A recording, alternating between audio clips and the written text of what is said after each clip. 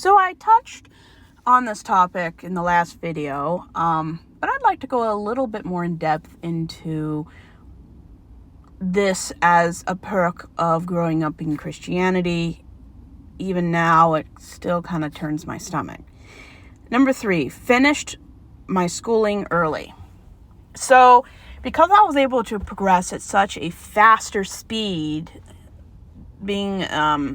having access to going through things faster and getting access to more information than the average high schooler, I graduated with at least 15 more credits than required to graduate. So I did another half of a semester of things I didn't have to do just because I ended in November of the year before I graduated. So I graduated with honors. I finished 5 months before everyone else in my class finished. And I just did history and all kinds of interesting classes through my library. And a lot of the things I took were not religious. So I think I benefited from having a more outside secular worldview. So that was great. I don't like the curriculum that I studied because of the people who created it. Abeka, awful, just awful, racist, homophobic, sexist, xenophobic. I mean, basically any bad stereotype of white supremacy. And that's what was in the curriculum. And there were many times in the curriculum where they said that indigenous people were savages, not okay. Calling African American people criminals, not okay. Saying that it was okay to colonialize and displace indigenous people, not okay. Treating women like property and their bodies and autonomy like they owed everything to their father or their future husband is just dehumanizing. Not okay. The education I got was terrible, but I did graduate in the highest 1% of being able to recite government documents, history, science, math, anatomy, I mean, you name it. I always performed in the top 1%. I always got a 4.0. I may have had a learning disability, but I think homeschooling worked well with having it. But the curriculum was just awful.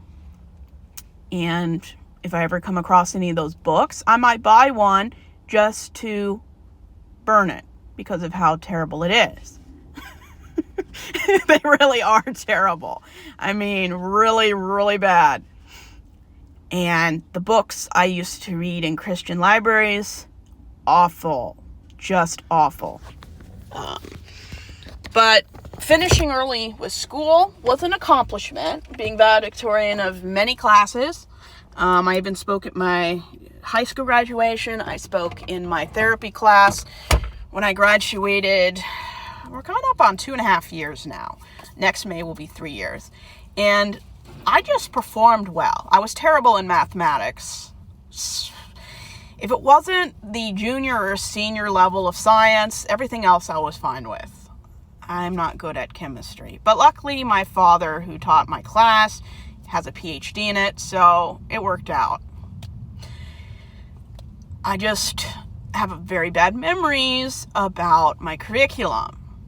But one of the perks was I finished early with honors, and that kind of helped propel me to work in the medical field. It's kind of ironic because I was never good at health class. Like, never. So it's a little ironic that I work in the medical field as a manager supervisor of human resources.